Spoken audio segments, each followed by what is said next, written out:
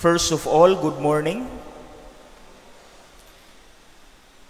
I had the privilege to experience a 30-day retreat, Ignatian retreat, at the Sacred Heart Novitiate in Novaliches on 2008 when I was still a seminarian in theology in Cagayan de Oro. And they had an art room where you could express your reflection through painting or drawing. And so let me share with you one of my drawings during the retreat when this gospel, the very gospel today, was given to us for reflection. Please look at the screen. That's it. I'm sorry for the quality. I do not know how to draw. I'm not an artist, but I believe this drawing was Spirit-inspired. That's my redeeming factor. Spirit-inspired because it happened during a 30-day retreat. Because the gospel today talks about humility. And the best example on humility is none other than children. I'm sorry, grown-ups. I'm sorry. Now let me begin by sharing with you the 5 characteristics of a child with regard to humility. Honestly, this is easier said than done. This is difficult because the exact opposite of humility is pride, arrogance, ego. Let's begin with letter C. One of the characteristics of a child is that a child cheers us up. Do you agree? Aside from the fact that they are cute and they make us happy, there's a deeper angle on the cheerfulness of a child. What do you notice? When you give a candy or a gift or a toy to a child, they do not question you. They do not complain you. They do not ask you, is this made from China? Is this from Novo? Is this from DIY? Is this branded? They do not ask you. All they say is, wow, beautiful, thank you. That is why their characteristic cheers us up. We love to give gifts to children. Do you agree? Kasi they do not complain eh. Pero tayo, I'm sorry, grown-ups, during gift giving, tayo na magbibigay ng regalo are afraid and worried and anxious. Magugustuhan kaya ng tao ibibigay kong regalo? Will he like my gift? Will she like my gift? Natataranta tayo kasi, I'm sorry, because of arrogance, grown-ups become critical in the negative sense. Lumalabas sa bibig natin, negatibo. We criticize a lot.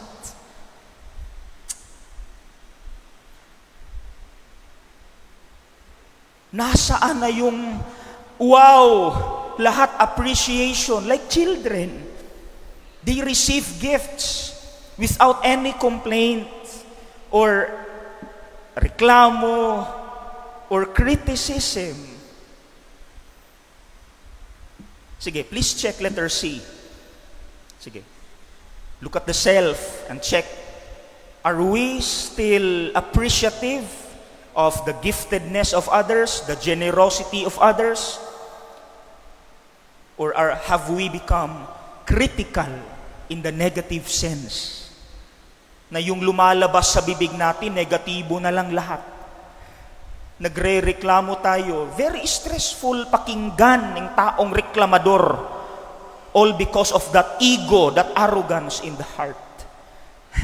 Letter C pa lang tayo, no? Nakaka-stress na. Sorry ha.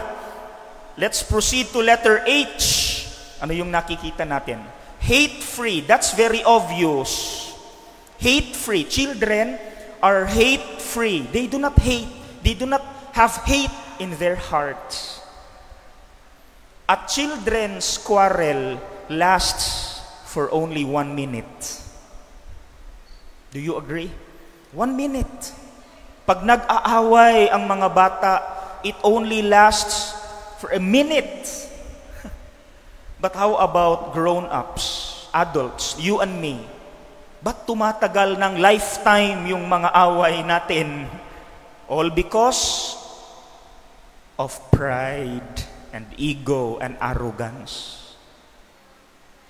Ako nga, unfortunately, I had a friend, 2 friends, namatay na lang sila, hindi nagkabati. Nakakalungkot. They died without reconciling with each other. Because of that pride, that evil of pride. Whew. Kaya let's check letter H. Sige, please look at the shelf. May mga kaaway ba tayo na medyo tumatagal-tagal na yung years, hindi pa tayo nagkausap? Nasaan na yung 1-minute quarrel ng isang bata, ng mga bata? Nasaan na yun? Na-miss ba natin yun? Letter I. I'm sorry. They easily say sorry. I am sorry po. Di ba? When you tell a child na nagkasala, huy, you go to your lola and say sorry. Iiyak yun. Iiyak. At saka, I am sorry po, lola. Iiyak. Sorry po. But you tell that to an adult, a grown-up. You go to her and say sorry. What do we expect? No, why will I say sorry? It was not my fault. Why will I say sorry? Hindi ko kasalanan. Kasalanan niya. Siya mag-sorry. See? Or, if we say sorry, because of that pride, we reason out. We love to say, because I'm sorry ha, nagawa ko yun because.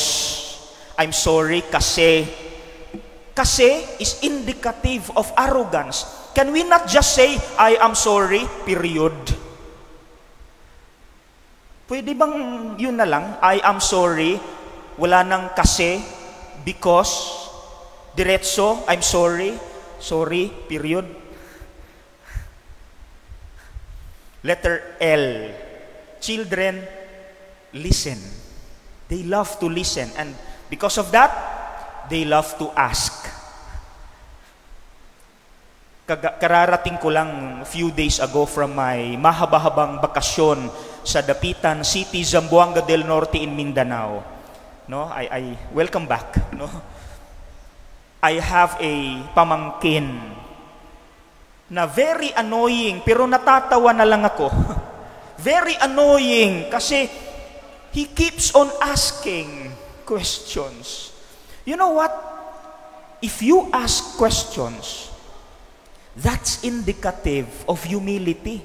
Kasi when you ask, it means you do not know everything. Di ba? You do not know everything. Kaya nga nagtanong ka, kasi kulang ka. That's humility. But arrogant people do not ask questions. They claim they know everything. Pinag-aralan ko to, kaya alam ko to. I do not need to ask kasi pinag-aralan ko to, master ako dito. See? Letter D. Dependent.